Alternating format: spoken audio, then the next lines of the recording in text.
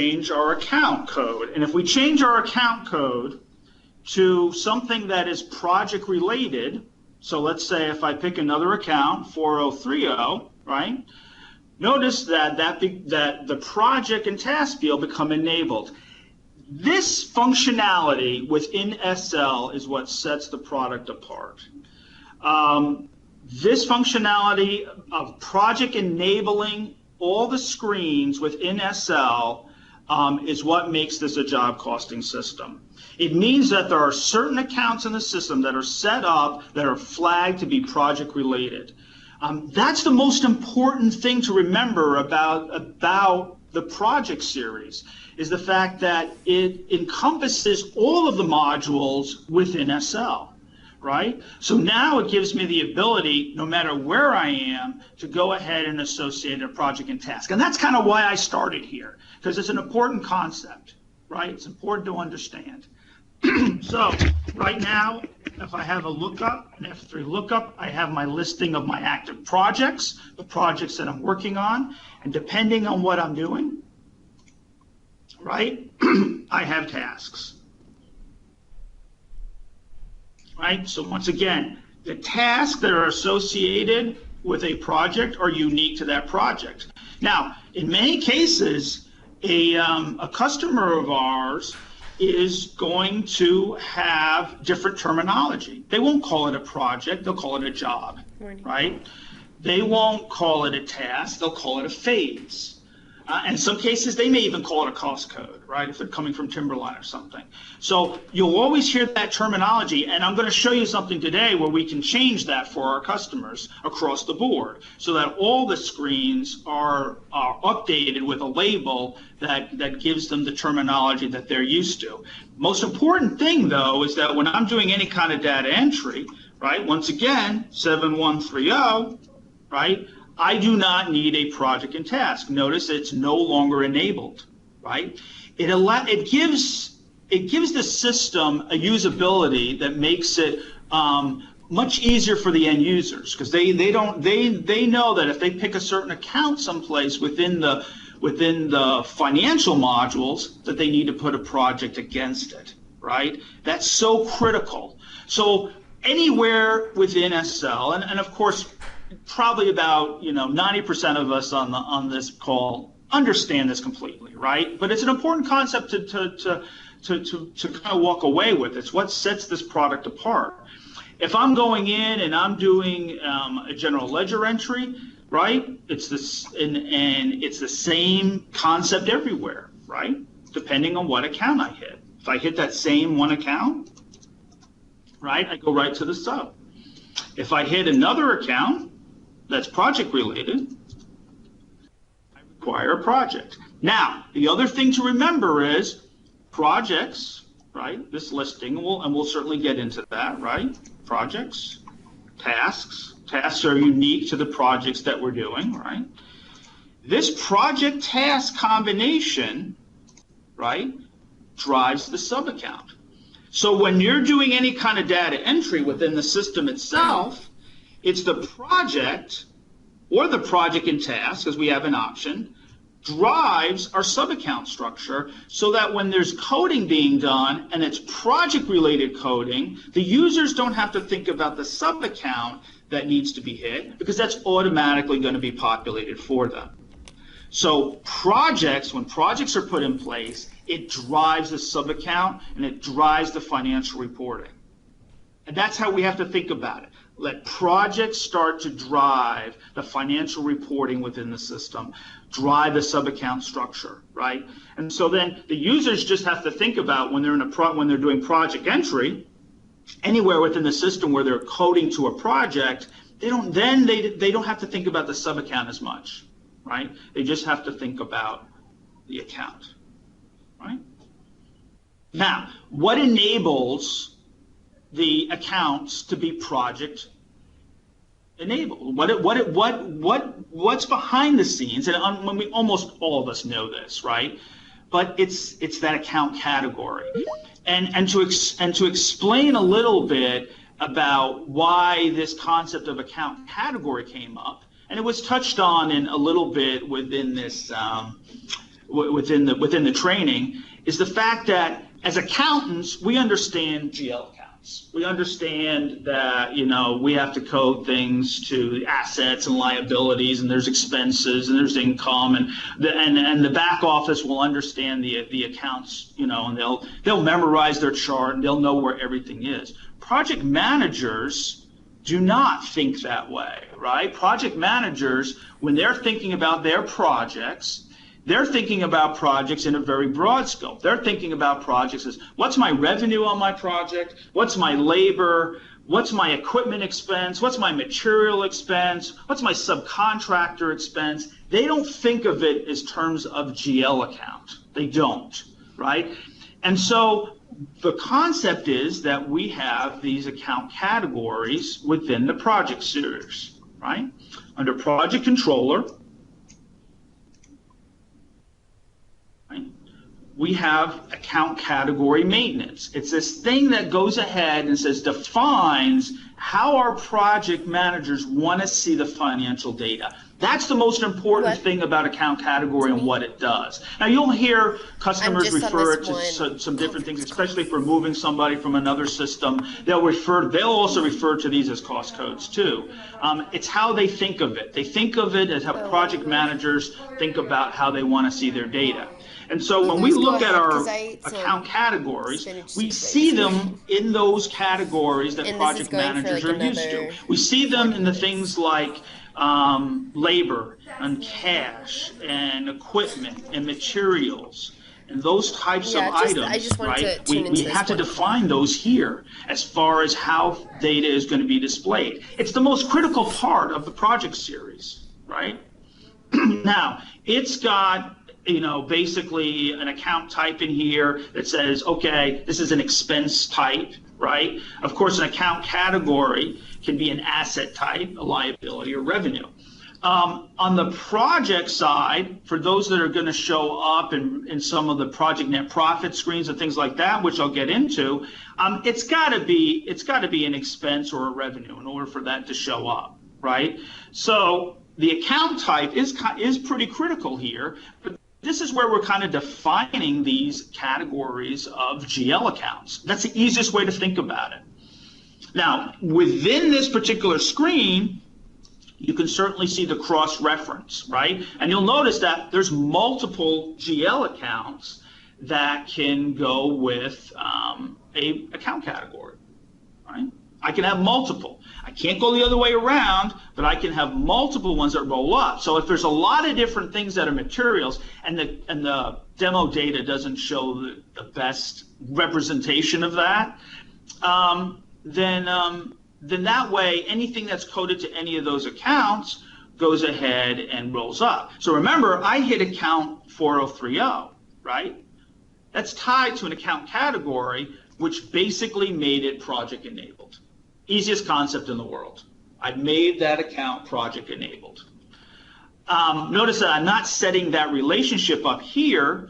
I'm setting that relationship up in the chart of accounts, right? The chart of account maintenance is where I'm going ahead and associating that relationship.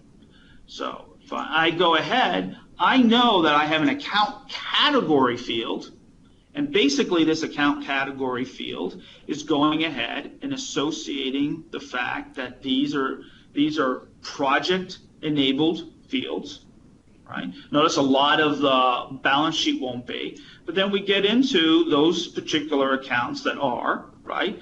And there's my materials. It's a very basic concept within project series within SL, but it's the most important, right?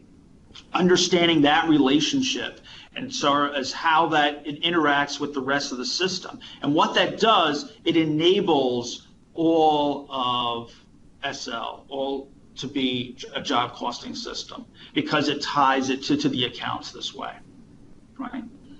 Now, what happens is anything that's being coded throughout the system itself, right, in any particular screen, whether it be payables, whether it be purchasing, right? And so purchasing, of course, is certainly going to be project enabled, right? And so we're going to have projects enabled within purchasing itself, and it's going to be tied to those account categories. All of that flows into the project series based on those account categories.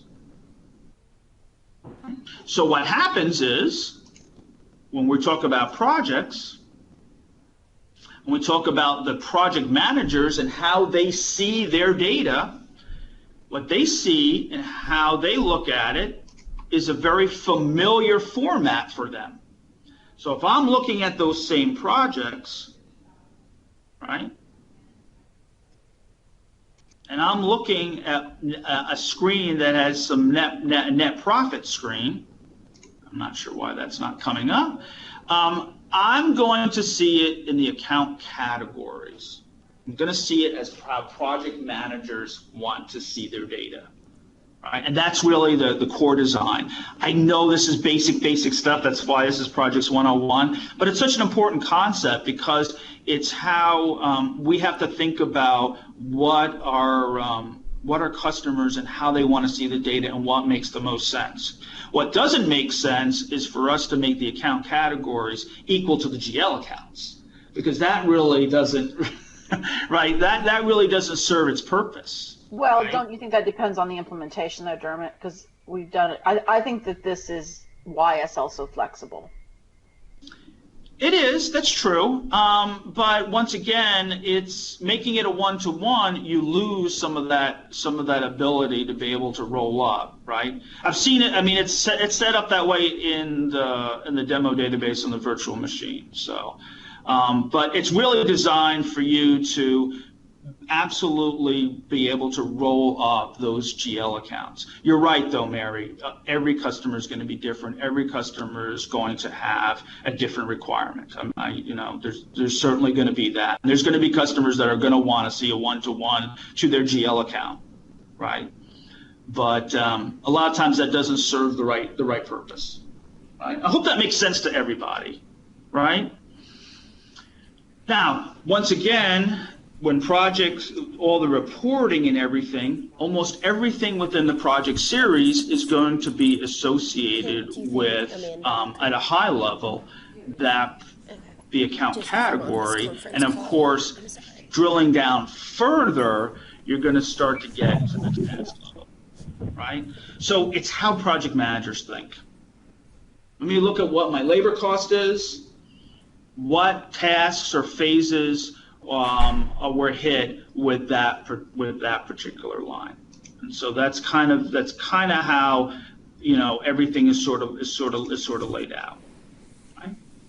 Now, can I go ahead and see all of the detail that came with that data as it's coming in from all the other systems? Absolutely, right? By doing a drill down, right? We can drill down and we can see the source data. So if a person wants to know, okay, I have time that's coming in the system, it's being coded to a labor account. We know the labor account is tied to a labor account category. I can see that detail. It gives the project managers the ability to go ahead and drill down and see everything that they need, so that they can make the right decisions on their projects. And that's what it's all about, really, right? When we're implementing the project series, it's really around not only what the financial team needs, but what the project team needs. And that's what we have to think about, always have to think about when we're implementing this, right? What might work for the accounting team might not work for the project team, and that's why design sessions around projects is so critical, right? So I wanted to do that kind of very, very high level kind of introduction for those that are, just as a review for almost all of us, right? But for those of you that are new, just to kind of understand that whole concept. Now, of course, the heart of projects and setting up everything is project maintenance, right? It's where we define those projects within the system itself. Now, customers are going to have different requirements around their project ID. And so we certainly have the ability to go ahead and change that. Once again, I'm in the demo database, right? And so it's got an ID itself in here that maybe has some structure to it, right? So it says, okay, well, maybe the first character makes it the type of project. But you're going to come across a lot of different requirements of those project IDs. A lot of times they're going to want a number associated with it and maybe the year of the project, or they're going to want a type of project ID, built into it. There's always going to be a lot of discussions around how that works, right? How those IDs are going to be fleshed out. And so that's one of those things where the system itself has a lot of flexibility around that. So once again, if we're starting with this and starting about how people want to see their project IDs, we have the ability to go ahead and define that for them. In Flex Key Maintenance, we can define how that looks, right? So in the demo database, they broke the projects up into a type and a project and basically validated that first two characters, okay? But I have the ability to do a lot of different things. I could make it a 4-segment if I wanted to, right? I can break this out, and one of the segments of a project could be a year. One of the segments of the project could be, a subtype of project. So we have a lot of flexibility around that. The other thing that you'll notice is that, and this is important, customers may have a different terminology. And they may say, well, you know what? I don't really call it project. I call it job. For me, they're jobs. Can we change that? Can we change it so that this is job? Absolutely. Right? We can change that so that it says job. Okay, so everyone's thinking, well, what does that do? Right? Well, what it does is it gives me the ability to open up those same screens, all the screens within the system itself, right? And you'll notice that it is now a job.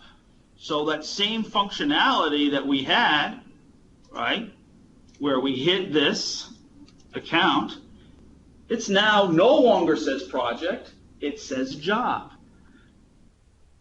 Same thing with task. And all the reports use that too, don't they, Dermot? They use that Correct. logic to get that. Correct. So once again, it's like a lot of times if somebody says, well, we don't really call it projects, or we call it something else, or we call task phases, that's perfectly fine, because that flex key definition allows us to make that fit so that throughout the rest of the screen when they're doing data entry, their terminology is what they're used to. So that's key, and so that may be new to people too on the call, that you have that ability to go ahead and make sure that you can change the label to all of those, right? And so task works the exact same way, right?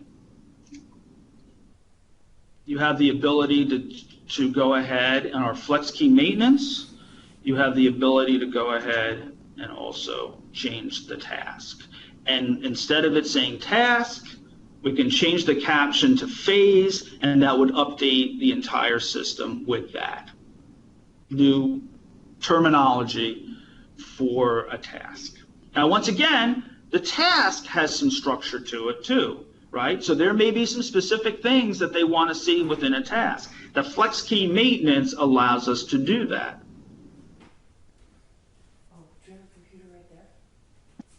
Yeah. So the concept behind projects also is that all types of projects are different.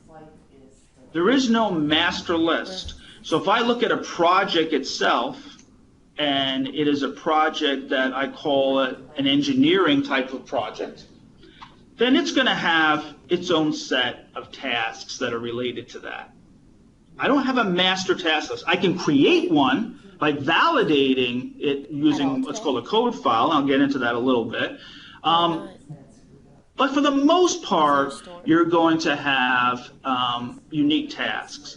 The right way to do this is to have a project that's a template type project, so that when I'm going ahead and creating a project, There must be some. and I'm saying if I do a new project, and I'm just calling this, I'll call it an engineering project. In this case, I can give it any number I want, right? So this is demo.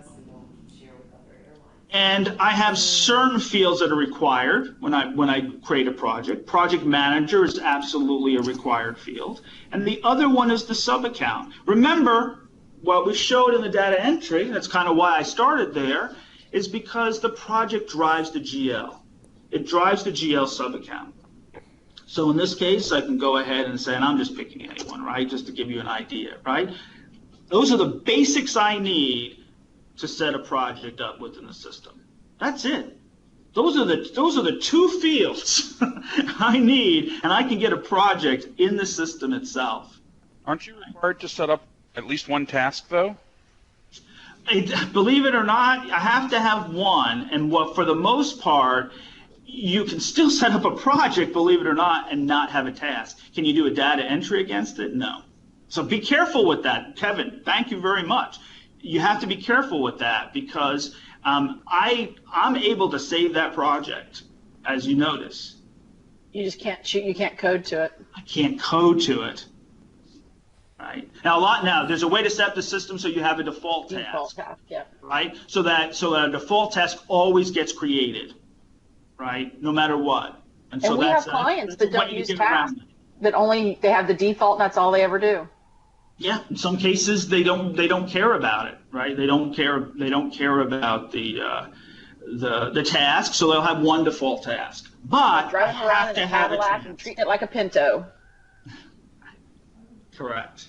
Now, the easiest thing to do is to set up projects that are template type of projects, right? And you can call them, 999s or whatever, but they're a template type of project. And what you can do is you can copy those tasks in, so that a person doesn't have to, like, you can get this so that a project can be set up very, very quickly, right? And so once again, it's a template of the tasks that are being used for this project. And of course, because it's set in a grid, I can go ahead and delete the ones I don't want. I don't need all those, right? Remember, tasks are unique to a project, right? These are the tasks that I really need for this particular project that I'm creating. So again, I can save that, right? There's different types of budgeting, right? There's budgets by revision, which means a customer wants to have budgets tracked for their projects, and they want to go ahead and go through the revision process. And we'll leave that for another day. Mary, whoever else is going to do more detail around projects, right? But there's the other option around budgeting for projects is direct budgeting. Once I turn that on, right, I'm direct budgeting for a project. Then this budget tab gives me the ability to go ahead and start to budget right within here. Now, do I have to have those tasks available? Yes. Those tasks that I just created I have to save it in order for me to start to budget to the task level. Count categories, remember, this is how project managers think about it, right? I'm budgeting material to that task. Right? I might have units, I might have an original budget amount, so on and so forth. That's what's considered direct budgeting. What that means is that the customer doesn't care about budget revisions or tracking the budget changes to a project. They just want a place to be able to go ahead and put those budgets in. Or they may have an estimating system outside of what you're doing, and they're going to go ahead and just make sure that they can populate it. And sometimes we even do an integration. So we'll move stuff from an estimating system, and we'll go ahead and do a direct budget. If they need more control over budgeting, then they're going to go ahead and they're going to do budget by revision. And so that's the switch. If I was to go ahead and switch this back, then notice there's nothing I can do in here. it's disabling that ability to put a budget in this screen completely. Okay. So I have all the information. Like I said, once again, I don't have much time, so I'm staying pretty high level, right? Remember, I only had two screens in here that were really required, right? But of course, there's going to be a lot of other things that are going to be required, particularly if a project is going to be built out. If a project is going to be built out in any way, right? What's one of the fields I probably should have? Probably customer. I should probably associate that job or project, right? Remember, I decided to call it job, right? Notice labels have changed, right? Tab has changed. I'm going to stick with my new terminology, and I'm saying, well, you know what? There is a customer for this job, and I'm going to go ahead This is my and team, but this is actually kind of geared towards me. Now, Actually, if I didn't have a customer, a particular I couldn't fill out billing information related to it. aspect. Gotta have a customer before I can fill out billing information. Right now, so right? it's really so that's another good. So if I'm at any point going to build this out, gotta have a customer. But he's doing it to our whole SL team too. Other things that are controlled in here, we'll get into another day, and that's allocations, right? The other thing that I want to point out is that I have our normal note processing within here, but projects is a little different. Projects has a comment area that's actually better featured. It has the ability. We have our normal notes, right, that everyone's familiar with, but projects has comments, and the difference between that is that I have the ability to have unlimited amounts of different notes associated with a project, and it's going to track the person who last updated that note and the date that they did it on, right? So that it gives me the ability to have a lot of different project-related comments. And they show up everywhere within the Project Net Profit screen and all the different screens within the project series. These become available easily. And so keep in mind, people sometimes forget about that. And the note capability in here, don't use the normal note. Use the comments, or start to make use of those comments, because you have a lot more flexibility, and you have a lot more notes that you can certainly add there. Now we have an additional info tab, right?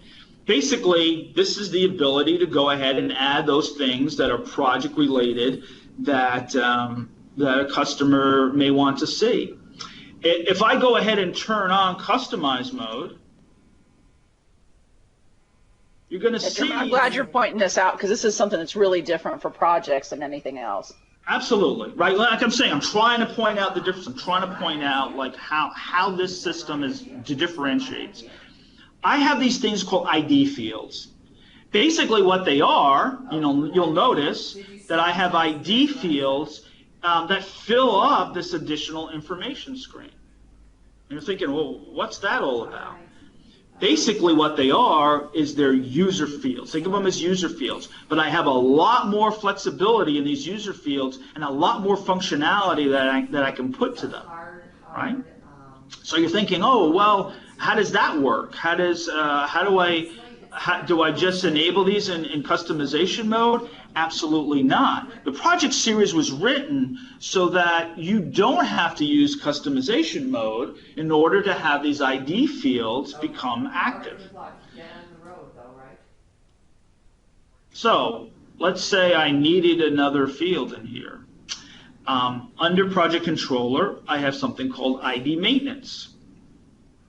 What that does is it gives me the ability. Now I have ID fields throughout the whole project series. I have ID fields for employee and resource maintenance. I have ID fields for tasks. I have ID fields everywhere. Think of them as user fields, but they're user fields on steroids. I have the ability to go ahead and add validated lists and things like that. So let's say I'm going to go ahead and say, well, let's see what ID fields I have, and I kind of open them up. And I can see if I have any that are being used in the system, right? So, okay, that one is being used. That one looks like someone added business line to that one. That one's reserved. That one's visible. Looks like I have a 4-character field, right? And it looks like I can use that one. And I can make that visible. So I'm going to make that visible within the screen. It's a 4-character field. That's really all I need. And I'm going to go ahead and call this demo, just so we have it. And I'm just going to save this right now, just so you see how that works. By just doing this in ID maintenance, if I go back to my project or my job, right, I have a field enabled called demo. That's all I needed to do. I didn't have to go into customization mode, right? I added a field to allow to give myself some additional information. So now you're thinking, well, what about my lookup here? I can't see anything. Right? This is where these code types come into play. And let me explain a little bit. I have very little time, so I'm just going to touch on it, right? And then maybe we'll get into some more detail. And Mary, maybe I'll pass the baton to you on this, right? The system and project. Loading me up a little bit here, Dermot. What's that? You're really loading me up here. We might have to we have 45 minutes for projects. We might have to go from 101 to 150 before we get to 200s and 500 series. So basically what this is, the system itself has the ability to create what's called code types. Now, there are code types that come with it, right? So there are those that are, inherent to the system itself, right, that you can't really change, right? Allocation methods and billing cycles and things like that, address keys and all that. But then there's user-defined ones, right? So, and a lot of times you'll have a user-defined one that's like equipment type or job type or something along those lines. And it's a user-created code type. Think of it as like a validated list. And I can come in here and say, I'm going to create a code type, and it's going to be something that is demo related. Now remember, I added a 4-character field, right? I just want to say something real quick. This is one of the really cool things about projects. If a client has the projects module, you can make any field anywhere in SL validate against a list the client can maintain by pointing the validation back to, by creating a code file and pointing the validation back to the code file. So that's really cool, because otherwise we were creating a list of values within the customization manager and they had to go back to customization manager to modify it. But you can actually anywhere in the system point to this list of valid values, not just within projects. Correct, and we'll definitely So could we stand that out. Go ahead. So could we create a period of post code type table so that users don't post to 2079 anymore? I can't do that. Well, wait a minute. You would have to do some code around it. Actually, no. The F3 on the period of post would. Yeah, I think you probably could, because there's no The only thing you have to watch for, there's no existing F3 on period of post. So if you made the F3 on period of post point to the code file, it just means that they would have to choose a period of post that was in the code file. Yeah, I think you probably could. And it means somebody has to go in and add the field in that code list in order for somebody to be able to post to it, period. That would be cool. You can invent it. You can play with it. Yep. Yeah. So I'm just showing you very, very quickly how this works. So I created one, I called it demo, right? And so I created a code type, and I put a 0 in front of it because you'll see that's comes to the top, and then you actually see that. I'm watching my time too, so I only have like 4 minutes. And so I have code type, right? And then I have code file maintenance, right? So basically what that says is, all right, I just created that. Let's go ahead and call it Mary. Let's call it Kevin. I'm just doing this really quick. I'm like, yeah, you better be picking on more than me, dude.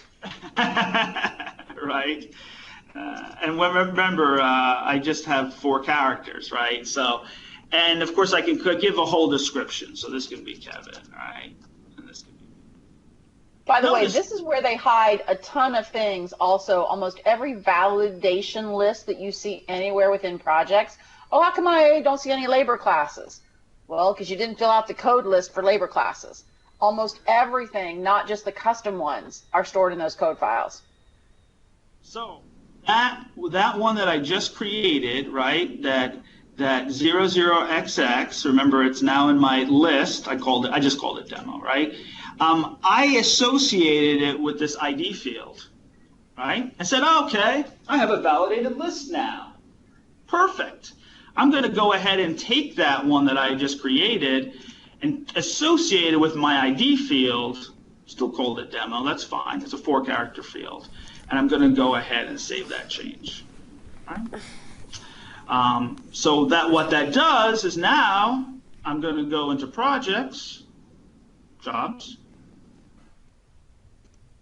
I'm going to go to additional information. I have demo. Hey, I got a validated list. Think about that power throughout the project series. So Dermot, will you show, now everybody notice when he does his validation list, it does tell him what code, where it's going to. So that'll happen everywhere. So if he F3 is like on work location, it will tell him which code file it's going to. So when you're within projects and you F3 and you don't see something in the list, it'll tell you what code table it's coming from. Correct. Well, anyway, so I try to cover a very broad strokes here, but I wanted to also make sure that I showed the ID fields and the code files at a very elementary level. But as Mary alluded to, these can be utilized everywhere within SL. So anyway. Also, the project comment function that Dermot showed you, you can use that same function and create comments attached to other key values besides projects. We've used that same comments function for creating collection notes using the comments function, collection notes against a document or against a customer. So you're not tied to just the yellow notepad. And we use the term comments for whenever they're using those. Yeah, let me jump in here because we do only have about a minute. Thank you so much, Dermot. That was awesome. No problem. Thank you very much. Okay. So, guys, let's wrap it up. Any questions for Dermot as we do? I just wanted to say thank you, actually. That was really helpful for me. I hope it's okay. I recorded the whole video, too, so I can pass that on to Grace, too. Absolutely. Perfect. Awesome job, Olivia. Dermot, you rocked it. Yeah, that was really great. Yeah, you knocked it out of the ballpark. How to do projects in like 40 minutes. So, all right, guys. Thank you, guys. Bye-bye.